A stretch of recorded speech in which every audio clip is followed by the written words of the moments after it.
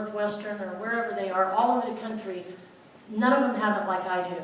And I know Shelly Godwin Jadon would agree with that, because Shelly's been off, and she's gone on to coach, be an assistant coach at Michigan State for 2 years, and Shelly was a head coach at Middle Tennessee State for 4 years, and was obviously very acclaimed, and then decided to come back and help at Alabama, and will take over the program.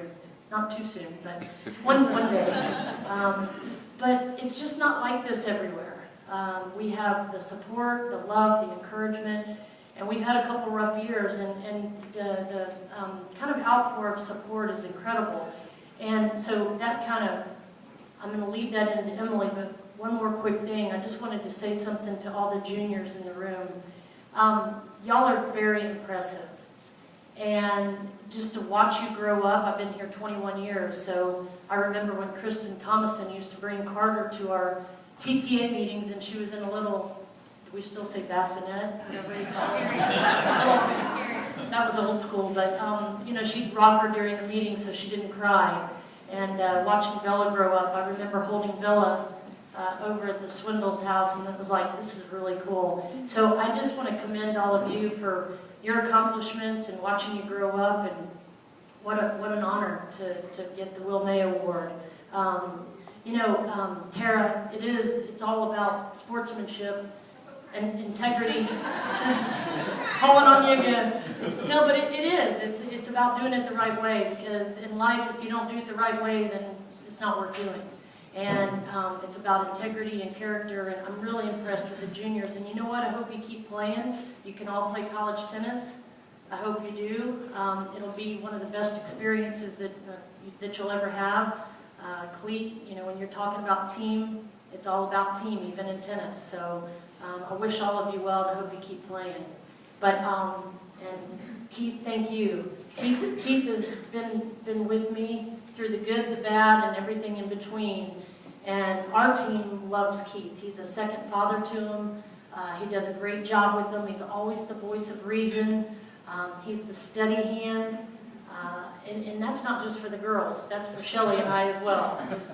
But he's just always that poised, calm voice of reason that we need. And the girls love him, and I think he's brought the best out in them, and will continue to do so. We're very fortunate to have you as part of our family and program.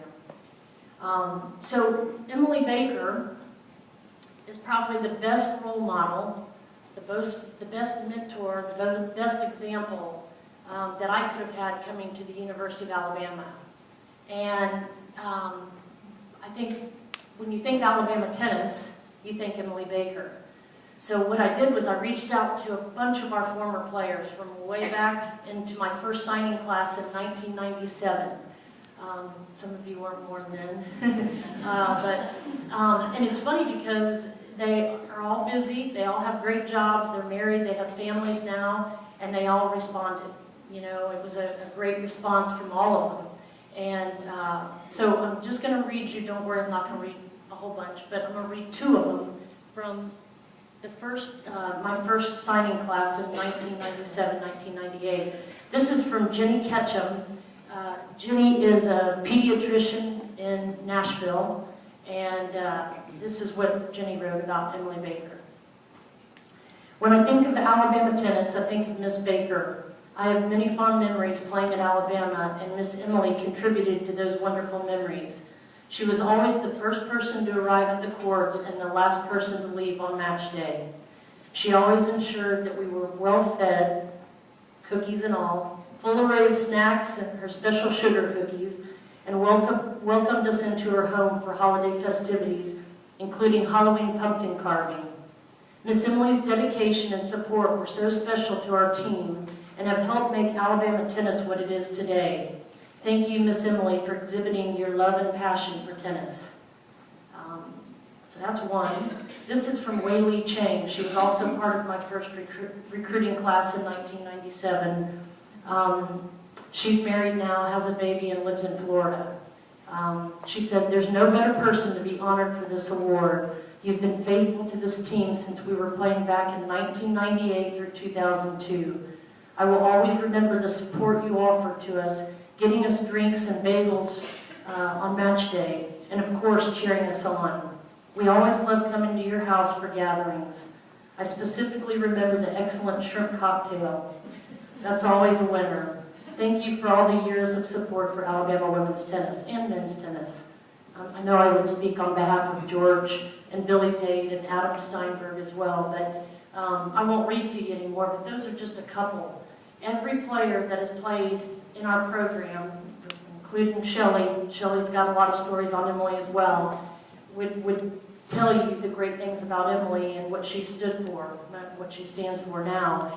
And the growth in Tuscaloosa tennis and in the state of Alabama, that's just a testament to Emily's dedication to tennis.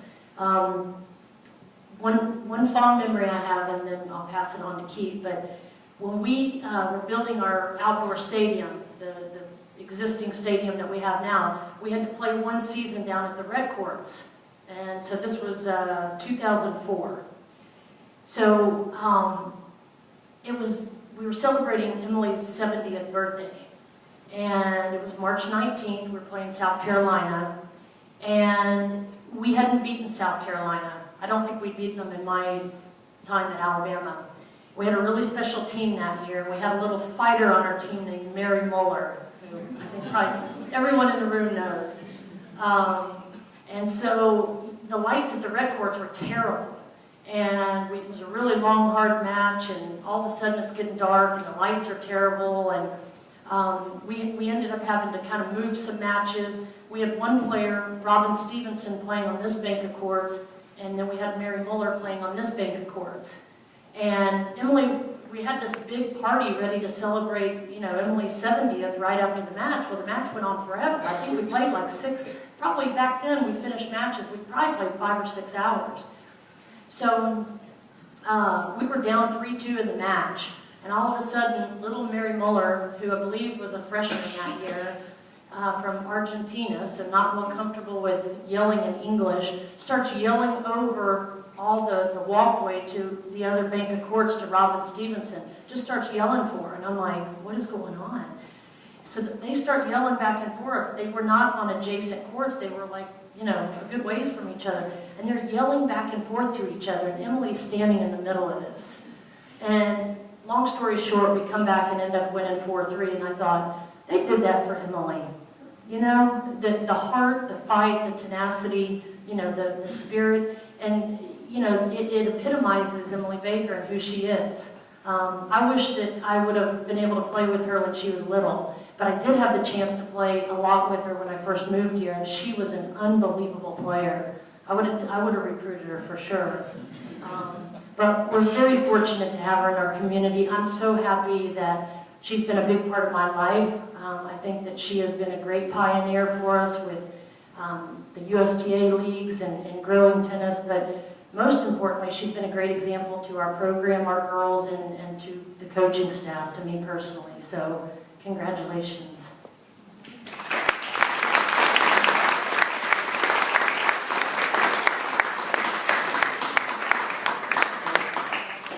So I had this picture. I called Emily.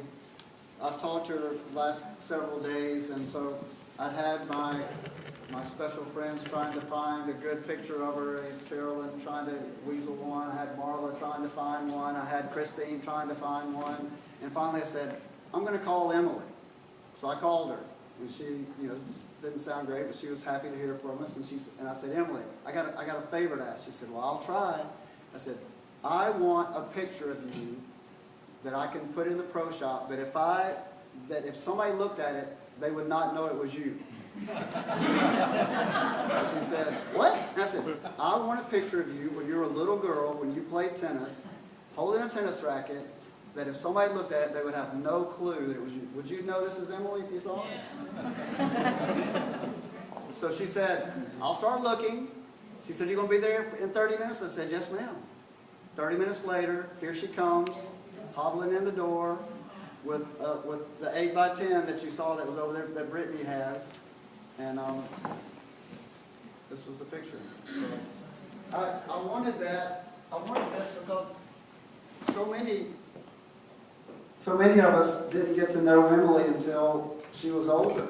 And we missed that. I mean, she was an unbelievable player, and I just want to tell you a few of the things that she did. She was #1 ranked as a junior. She started playing when she was 10. She played the junior nationals. She was one of 8 selected to represent the South in the Junior Whiteman Cup, 8 girls. Once she got older, she was the 55 singles champ in Alabama in 1991, 1992, 1993, and 2000. Then in 1998, she decided she'd move up to the 60s, and she was #1 in that. Her team won the 4.5 Nationals in 1996. She was Tuscaloosa's first league coordinator in 1996. She grew the game to over 800 players in Tuscaloosa. She was Alabama League Coordinator of the Year. She was a Volunteer of the Year. She's a Southern League Coordinator of the Year. She founded the Tuscaloosa Tennis Association. She's a lifelong supporter of Alabama tennis. There's a plaza. The plaza is named in her honor, the Emily Baker Plaza. She's the first recipient of the highest award that you can receive in Alabama tennis, the Hubert Kessler Memorial Service Award. She's a Bob Morris Sportsmanship Award winner. I mean, Catherine, she has a tournament named after her. You know? And what does that tournament do? It raises funds to give lessons to juniors who can't afford it. I mean, how Emily is that? She has an endowed scholarship at the university, the Emily Baker Tennis Scholarship for women's tennis player. And she has a tennis facility named after her. So, Emily, we wish you were here tonight, and we love you very much. And you have the Indian Hills Lifetime Achievement Award for 2017.